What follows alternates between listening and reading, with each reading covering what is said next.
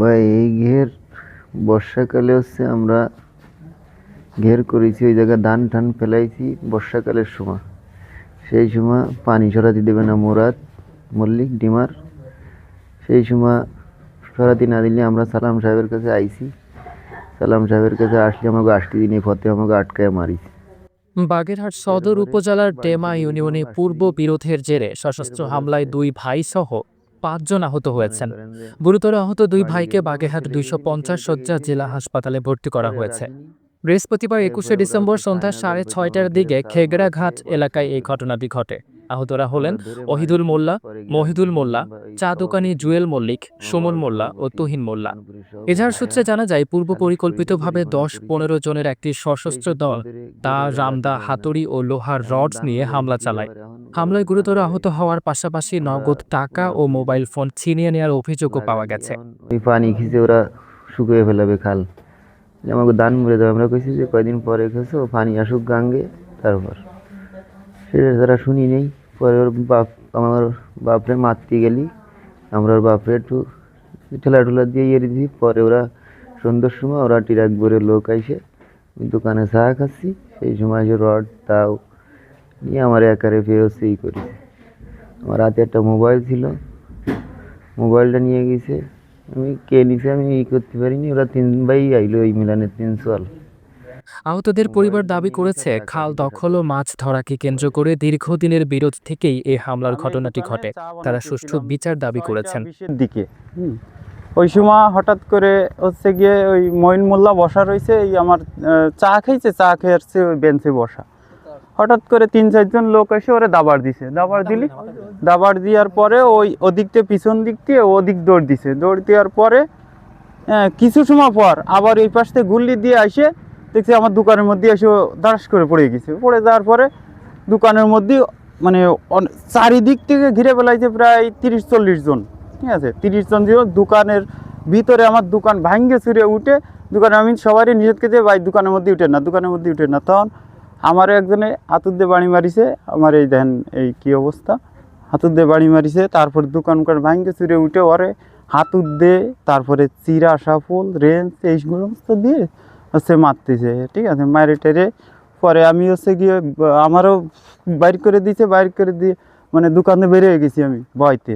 বেরিয়ে যাওয়ার পরে আমার দোকানে যে আমার টাকা পয়সা ছিল, ক্যাশে আমার মানি ব্যাগটা সব নিয়ে গেছে। ওই তো ওই যারা এই করতে আইছিল, ওই যে মিলানের ছেলেরা আইছিল, 3 ছেলে আইছিল। আর ওরা হচ্ছে গিয়ে ওই অনেক বাইরের লোকজন নিয়ে আসছিল, মেলা লোকজন।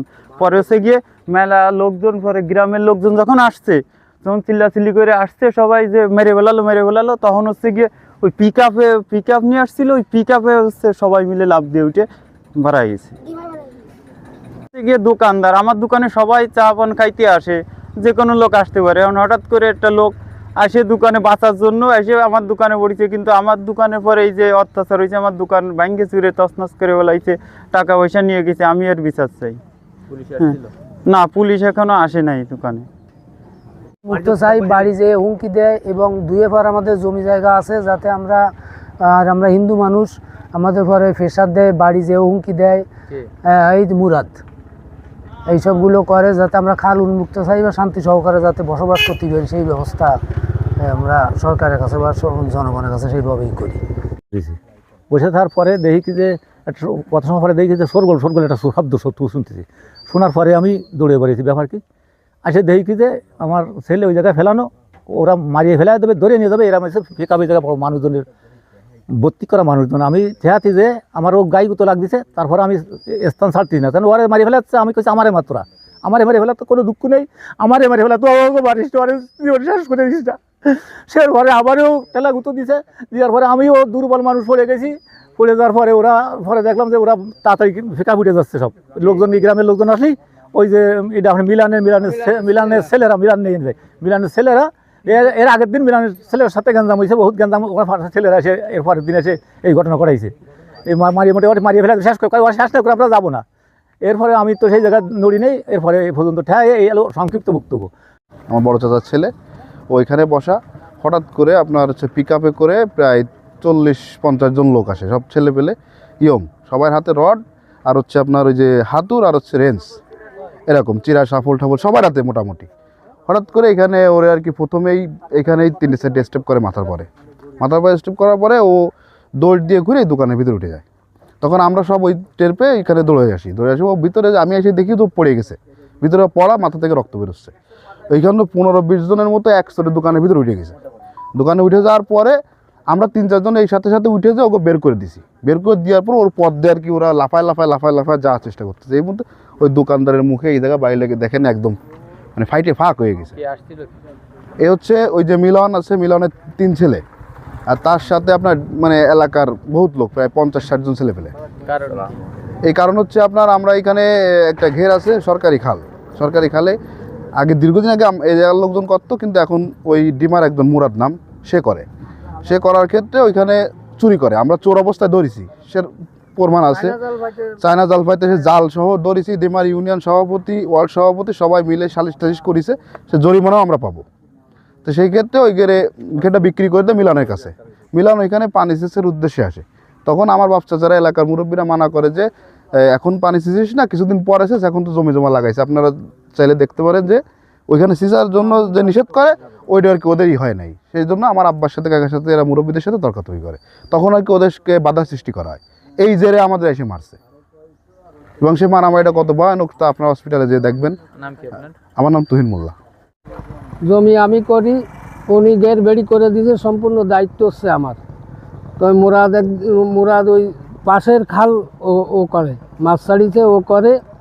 এখন আমি ওই গেরের পরে একদিন আইছি, আমারে এসে করছে কাকা আপনি এই বেড়ির পরে আর আসবেন না। এই মুরাদ মুরাদ হচ্ছে নিমাই বাড়ি।